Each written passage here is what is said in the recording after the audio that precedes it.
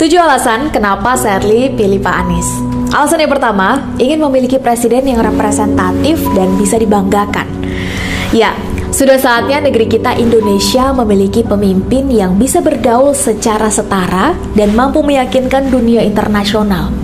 Terlebih, setelah Presiden Joko Widodo dari awal menjabat tahun 2014 sampai mau selesai masa jabatannya sekarang, secara berturut-turut tidak pernah satu kali pun menghadiri secara langsung sidang umum PBB dan selalu mewakilkannya kepada Wakil Presiden atau Menteri Luar Negeri.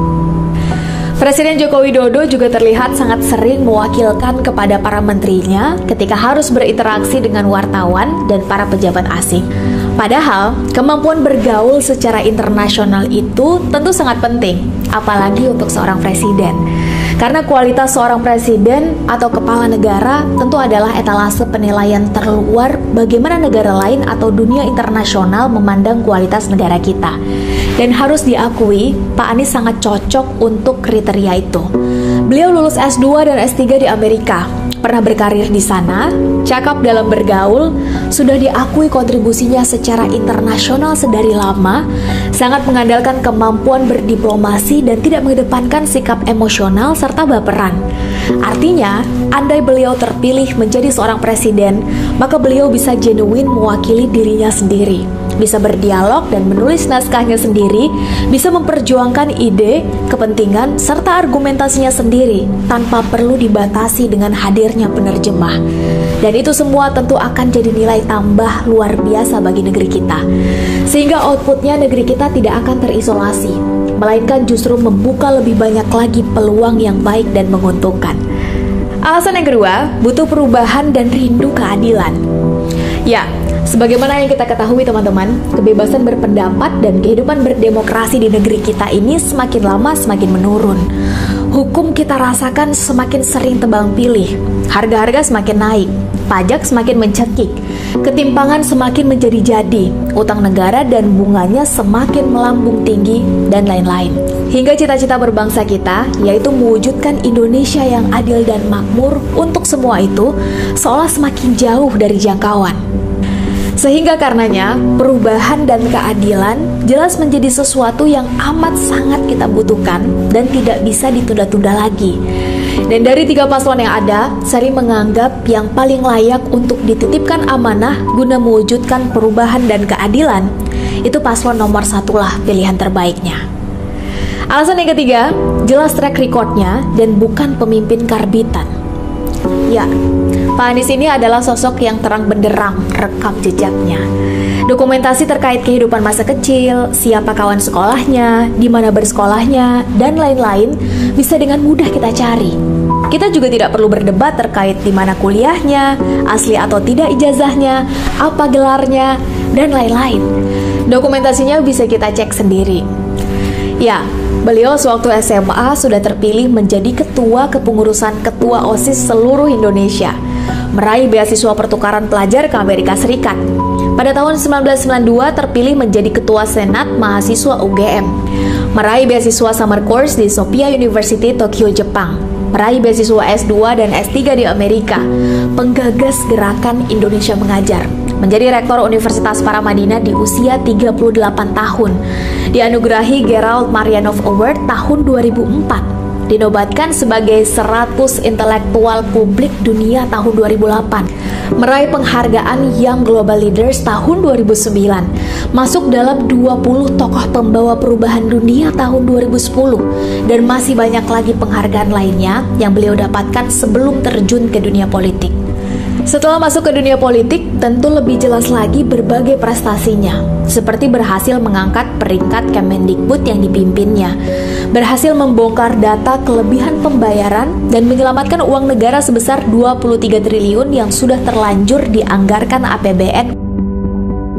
Walaupun justru anehnya setelah itu beliau di-framing sedemikian rupa dan diberhentikan dari jabatannya. Demikian juga ketika beliau menjadi Gubernur DKI Jakarta, di mana beliau sukses menghadiahkan Jakarta 5 peringkat WTP secara beruntun dari BPK.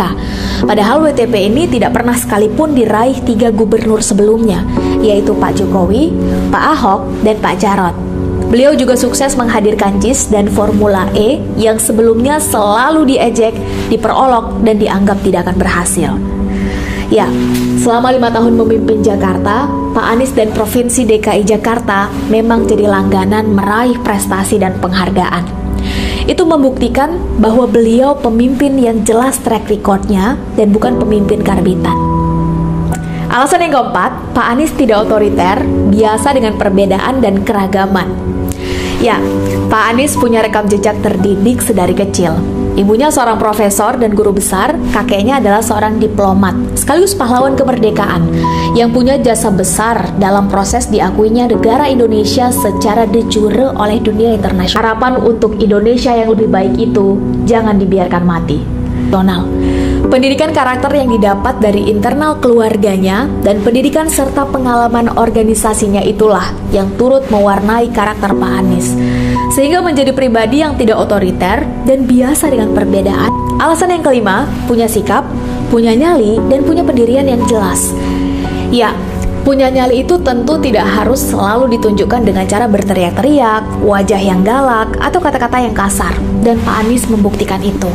Beliau menunjukkan itu ketika menutup tempat hiburan Alexis, ketika menghadapi para oligarki terkait reklamasi, termasuk tetap berani dengan prinsipnya ketika berhadapan dengan intervensi Pak Luhut, sang menteri sekaligus purnawirawan jenderal yang biasanya ditakuti itu. Tentu tidak semua pemimpin bisa dan berani melakukannya. Namun Pak Anies sudah berhasil membuktikan bahwa beliau bisa dan punya nyali untuk itu. Alasan yang keenam, Pak Anies bukan sosok tak tersentuh, beliau hidup biasa dan membaur seperti kita. Kalau kita lihat berbagai dokumentasi, Pak Anies itu rumahnya ternyata masuk gang yang hanya cukup satu mobil, terbiasa hadir dalam acara tetangganya dan berinteraksi dengan mereka. Pak Anies juga ternyata mendidik anak-anaknya untuk bisa melakukan hal yang sama. Padahal, sebagai seorang mantan rektor, mantan menteri, mantan gubernur, dan calon presiden, mungkin bisa saja beliau pindah tempat tinggal ke tempat yang lebih dalam segalanya. Namun beliau tidak melakukan itu, dan itu tentu layak kita apresiasi. Ya, sudah saatnya kita punya sosok pemimpin yang tidak segan untuk bisa biasa dan membaur seperti kita. Bukan hanya pemimpin pencitraan ketika punya kebutuhan, tapi justru menghilang ketika dibutuhkan. Semua hal tadi adalah pilihan sikap yang arif dan layak kita semua contoh. Sehingga apabila beliau bisa terpilih dalam Pilpres kali ini, maka itu tentu akan jadi pelajaran amat sangat baik bagi kita semua. Pelajaran bahwa ternyata semua orang bisa naik ke kursi tertinggi kekuasaan tanpa harus nepotisme, tanpa harus melanggar aturan, tanpa harus dibantu paman, tanpa harus dikampanyekan presiden, bahkan tanpa harus jadi mantu atau anak presiden terlebih dahulu. Alasan yang ketujuh, tepat sesuai kriteria pemimpin yang negeri kita butuhkan sekarang. Ya, selain punya pendidikan yang tinggi, kemampuan diplomasi yang mumpuni, dan terbiasa memecahkan masalah dengan dialog, penuh kehati-hatian dan mengayomi, Pak Anies juga sudah terbiasa dengan perbedaan dan keragaman. Dan dari segi pengelolaan emosi, beliau juga kita saksikan bukan tipe pemimpin yang emosional, suka playing victim, dan gila hormat. Pendekatannya cenderung humanis, jauh dari kesan otoriter dan militeristik. Sehingga, sedikitnya dengan 7 alasan yang Sherly sebutkan tadi, dan dengan melihat banyaknya problem yang sekarang kita hadapi, maka Sherly mantap memutuskan untuk mengamanahkan suara Sherly kepada pasangan nomor urut 1, yaitu Bapak Anies Rashid Baswedan PhD bersama Bapak Dr. Abdul Muhaimin Iskandar MSI. Ya, tentu saja mereka bukan pasangan sempurna dan juga memiliki banyak kekurangan. Namun dengan 7 alasan tadi, semangat perubahan yang diusung dan melihat keadaan negeri kita sekarang yang sudah seperti ini adanya, maka memilih nomor 1 adalah opsi terbaiknya. Oleh karena itu, yuk gunakan suara kita tanggal 14 Februari nanti. Satu suara akan sangat berarti, karena perbaikan dan perubahan di negeri tercinta ini sudah tidak bisa ditunda lagi. Mari pastikan, pilih pemimpin yang pakai hati dan tidak mudah emosi.